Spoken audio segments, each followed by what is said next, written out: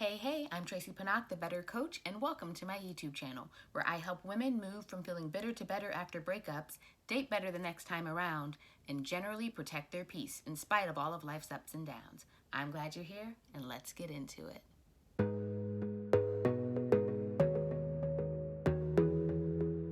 Happy Valentine's Day! Just getting right back into it with the best, worst day of the year when going through a breakup. It can be a joyous, wonderful time after a breakup because you're happy to be free of whatever was holding you down and causing you grief and stress and strife. Or it can be really hard and sad because you're missing someone, or you're tired of being single, or you had a horrible Valentine's Day in the past and it keeps on happening. It could also be a crap day when you're in a relationship as well. And there's nothing like feeling lonely when you're not alone. So just wanted to talk a bit about Valentine's Day and how to cope and deal when going through a breakup. I do expect this to be a pretty short video. It's really informal. It's just me popping in to say hello on this day that can feel a variety of ways for everyone. If you are currently going through a breakup, I just want to say that your feelings are valid, whatever they are. And it's really important to give yourself the time and space to feel what you're feeling. It's very helpful to think about what you're feeling, to identify what those feelings are: sadness, anger, embarrassment, confusion, you name it. And then to take a little time to ask yourself what helps to soothe you through those emotions. Like, are there things that you can do that help you deal with anger? Are there things that you like to do that help you deal with sadness? And this is just like, this can be all sorts of tasks: taking a walk, talking to a friend, listening to music, dancing, doing some sort of hobby, maybe something that you enjoy doing but never get to do, but maybe leaning into that around this time, finding things that distract you, a good movie, going out with friends, going out to a comedy show, something like that.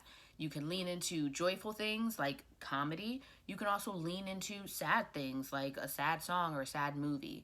Do what you need to do to express the emotions that you're currently feeling. But also, there are some things that are maybe helpful not to do. So if you're going through a breakup and your ex has made it clear that they don't want to communicate or anything like that, then it definitely is to your best interest that you respect that you don't reach out, that you don't text on this day, that you don't call. I highly recommend you unfollowing or blocking or unfriending on social media and not going down the doom scrolling of looking at their social media, looking at their friends or family members' social media. These things are just going to put you in a deeper, darker hole because you are just exposing yourself to triggers. Instead, do the things that you can do to keep them and thoughts of them out of your sphere as much as possible. You are not magically going to not feel like crap. You're not magically going to just stop thinking about them. If you did, that probably means you forgot them. And if you have forgotten them that quickly or at all, that it might be a medical condition that you want to get checked out.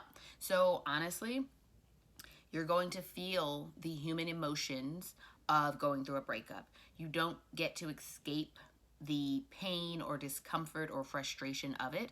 Instead, you seek to manage it as best as possible, to cope and find as much peace through this experience as possible. So I just want to kind of let you know that you're not alone in this. And if you know of other people who are going through a breakup at this time, it may be a good time to reach out to them and lend them a listening ear and have them lend you a listening ear. Maybe purposely hang out together or spend time together, even if it's virtual, through, like a FaceTime or something like that. Buddy watch a movie or a show together, things like that.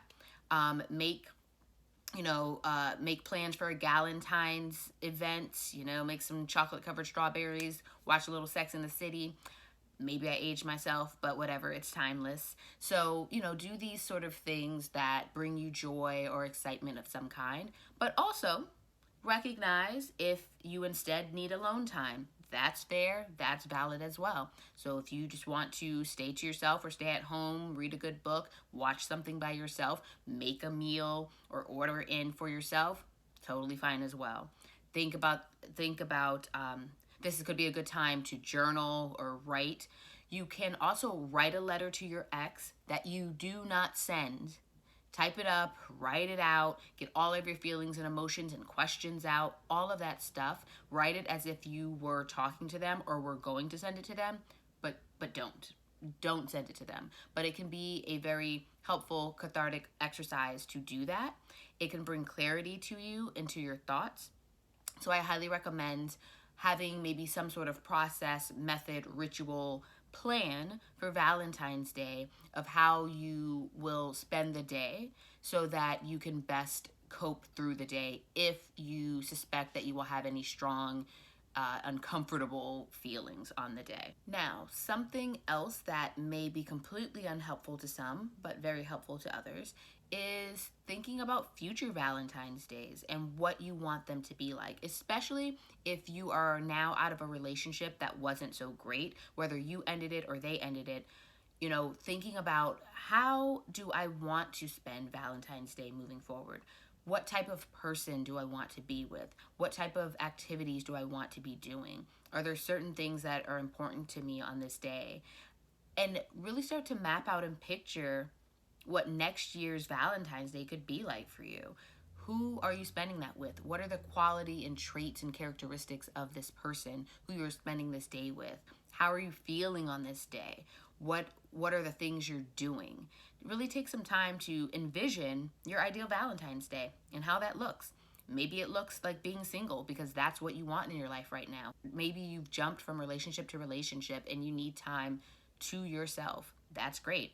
Maybe you very much want to be in a relationship, but think about the quality of that relationship and the quality of the person who you are with on that day. So this can be a great way to even make a vision board around your ideal Valentine's Day or your ideal relationship or your ideal partner. Get creative and get out pen and paper, draw things, cut things out of magazines, go online and print pictures out. Create a digital vision board, use Pinterest to really envision and get creative and thoughtful about your future partner, relationship, Valentine's Day.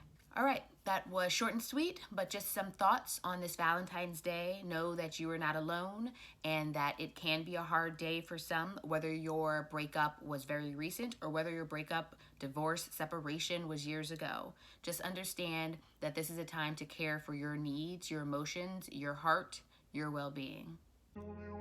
Thanks for watching, and don't forget to click the link to join my email list. See you soon. This could be a perfect day to get out some pen, paper, cardboard, construction paper, to get out some pen, paper. What is that board that we use? The